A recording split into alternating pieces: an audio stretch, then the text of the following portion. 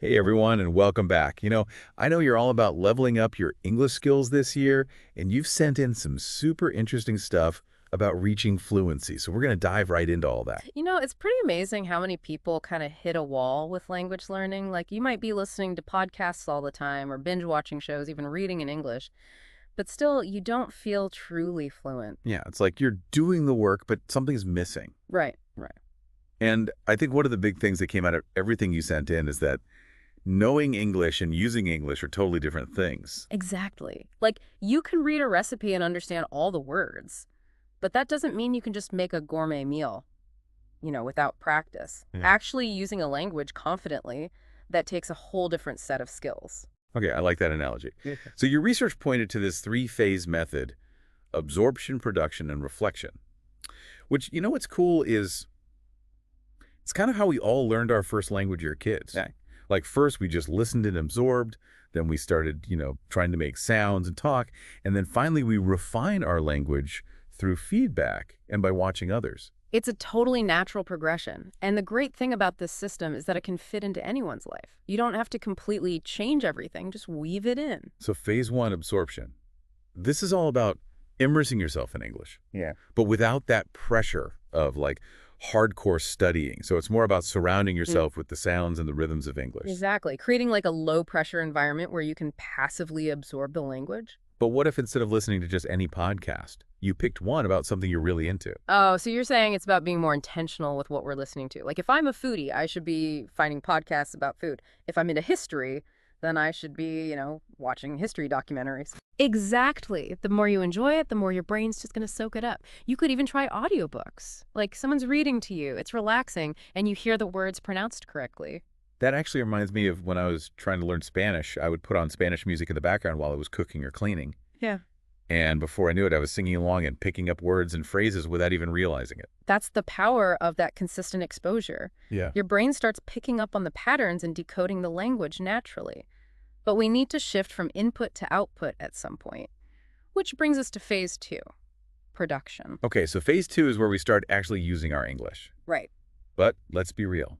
Speaking out loud can be terrifying for a lot of people, Mm. especially when you're just starting out. I've been there. So what are some baby steps we can take to ease into this phase, without feeling overwhelmed? Yeah, well, it doesn't have to be this big performance right away. Even just narrating your day-to-day activities in English, like I'm making coffee or I'm walking the dog, that's a great starting point. Gets you thinking in English and forming sentences naturally. Yeah, I like that small steps, building confidence. And when you are ready to start speaking with others, there are all kinds of resources out there, like those language exchange apps and online communities. I know you mentioned those as great ways to connect with other learners and practice in a supportive environment. Absolutely. Everyone's in the same boat, so it takes the pressure off. Everyone's making mistakes and learning together. And honestly, sometimes those early mistakes can be pretty funny. Oh, tell me about it. Yeah. I once tried to impress someone by speaking French, and I mixed up bonjour and bonsoir and accidentally greeted them with good evening at 8 in the morning. We all have those moments, Mhm. and honestly, they're just part of the learning process. Exactly. Embrace the stumbles, laugh it off, and keep going. So now that you've got some momentum with absorption and production, the third phase is where we step back and analyze our progress. Phase three. So this is where we get a little introspective. Right. You mentioned wanting a clear structure for your learning journey, Yeah. and the reflection phase seems to do just that. It's like a weekly check-in with yourself to see what's working and what needs tweaking. It's like a progress report with your inner English learner. You might review some new vocabulary, listen back to recordings of yourself speaking, or even jot down any patterns you notice in your errors. And it's not about beating yourself up over those mistakes. It's about celebrating how far you've come and maybe identifying areas to focus on more. Exactly. Recognizing your strengths, celebrating those small victories, and using those insights to refine your approach. So we've got those three phases: absorption, production, and reflection. Pretty solid framework for building fluency. But let's get practical. You even put together a daily routine based on all this, right? Something like your 2025 English routine, 30 minutes to fluency. Yeah, and honestly, I love how manageable it sounds. Only 30 minutes a day. That feels doable even on the busiest days. The key is consistency, not intensity. Just like with physical fitness, small, consistent efforts, over time, they get the best results. So with that 30-minute routine, we're talking about 10 to 15 minutes of absorption, 10 to 15 minutes of production. And then a quick weekly reflection session to track your progress and stay motivated. But let's be real. Everyone's different. So how can someone tailor this to their own interests and learning style? That's the beauty of it. You're a podcast fan. So your absorption time could be listening to your favorite English podcasts. If you're more of a visual learner, maybe watch a short English video or a documentary. And for production, maybe try journaling in English for a few minutes each day.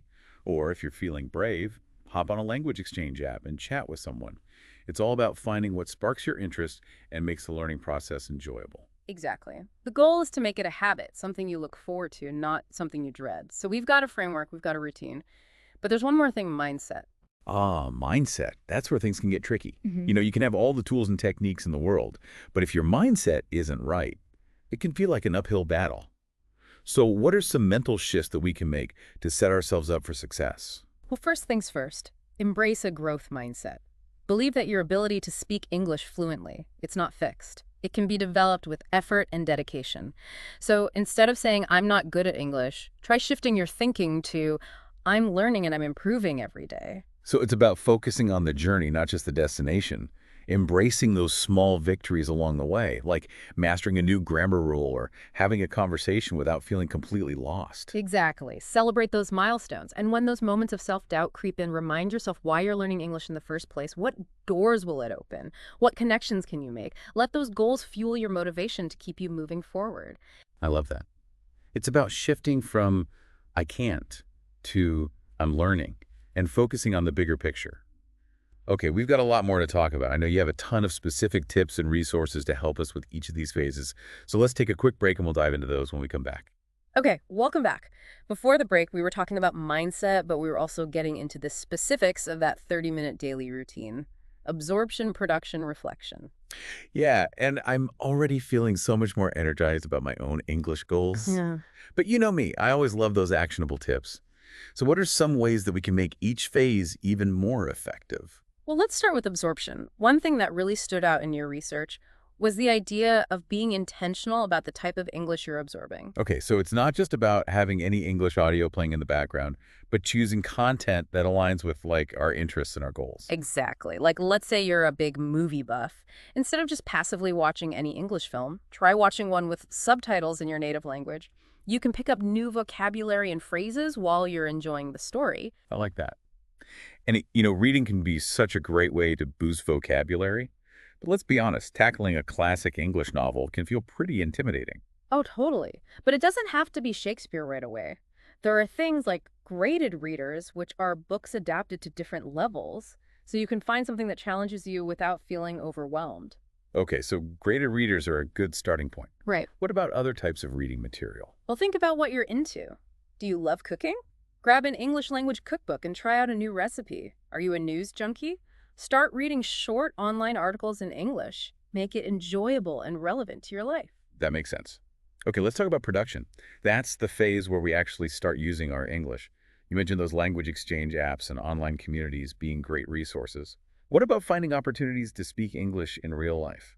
That's when things get really fun. Look for local events or groups where English is spoken. Maybe there's a conversation club or an expat meetup, even a volunteer organization that you're interested in. Oh, those are good ideas. And I bet even small interactions like ordering a coffee in English or chatting with a tourist can help you build confidence over time. Absolutely, every little bit counts. One thing that can trip people up in the production phase, though, is the fear of making mistakes. You even mentioned this in your notes, that inner critic that says, you're not good enough. Everyone's going to judge you. Oh, that inner critic is the worst. It can be so paralyzing, especially when you're first starting out. But here's the thing. Everyone makes mistakes when they're learning a new language. It's part of the process. The key is to shift your mindset from perfection to progress. I like that, progress over perfection. So instead of getting hung up on every little grammar error, it's more about focusing on getting your message across, even if it's not perfect. Exactly. Remember, your goal is to communicate, not to sound like a textbook. Embrace your accent. Allow yourself to stumble a bit and have fun with it. That's a much better way to think about it. Okay, this brings us to the reflection phase, where we take a step back and analyze our progress. You said this isn't about dwelling on errors. It's about understanding our learning patterns and celebrating how far we've come. So what are some practical ways to approach this reflection? Think of it like a debriefing after a mission. You could start by just jotting down your observations. What went well, what felt challenging, any recurring mistakes. You could even record yourself speaking and listen back. Pay attention to pronunciation and fluency. Well, that's a good tip. I've also heard about keeping a language learning journal where you can track new vocabulary, write about your experiences, and reflect on your progress. Journaling can be a great way to stay motivated and document your journey. And don't forget to celebrate those wins. Every new word, every conversation, every time you understand a little bit more of a movie. Those are all victories. Yes, they are. Absolutely. It's like giving yourself those little rewards along the way, which can really help with motivation. Now, you mentioned that you'd uncovered some fantastic resources to help us with each of these phases. So can you share some of those with us? Of course. For absorption, we've already talked about podcasts, audiobooks, graded readers. Have you ever looked into language learning apps? I've tried a few, but honestly, they can feel a bit overwhelming with all the features. I know what you mean. It's about finding one that fits your style and keeps you engaged. Some popular ones are Duolingo, Babbel, Memrise. They have interactive lessons, vocabulary building activities, even opportunities to practice speaking with bots. Those are great for more structured learning. What about for people who prefer a more immersive approach? Well, for immersion, check out online language exchange platforms like HelloTalk or Tandem. They connect you with native English speakers who are learning your language, so you can practice with each other and exchange cultural insights. Oh, I love that. Language learning and cultural exchange all in one. What about resources specifically for that production phase? Have you heard of the shadowing technique? Shadowing. Tell me more. So you listen to a native speaker and you try to repeat what they're saying simultaneously, mimicking their pronunciation and intonation, almost like you're shadowing their voice. That sounds challenging, but really effective. Where can you find good material for shadowing? Pretty much anything. Podcasts, audiobooks, YouTube videos. Just choose something with clear audio and a speaker you enjoy listening to. So we've got apps, online communities, shadowing techniques, so many options. What about resources to help with the reflection phase? Well, a lot of those language learning apps have built-in features for tracking progress and identifying areas to improve. You can review vocabulary, take quizzes, even get feedback on your speaking. That's so helpful. And of course, there's always the good old-fashioned pen and paper for journaling and self-reflection. Absolutely. The important thing is, it's not about using every single tool out there. Right. It's about finding what works best for you. Exactly. Experiment, explore, and build your own personalized toolkit of resources that support your journey. That's great advice. Okay, we've covered so much, from the foundational phases to practical tips to all these amazing resources. I feel inspired and ready to take action. But before we wrap up, is there anything else you want to leave our listeners with? Any final words of wisdom? We've covered so much in this deep dive, from mindset shifts to practical techniques and a whole toolbox of resources. Yeah, it's been amazing. It's really incredible how much you've gathered here. Well, it's a testament to you and your commitment to growth. It's inspiring to see your dedication to achieving fluency. Well, thank you.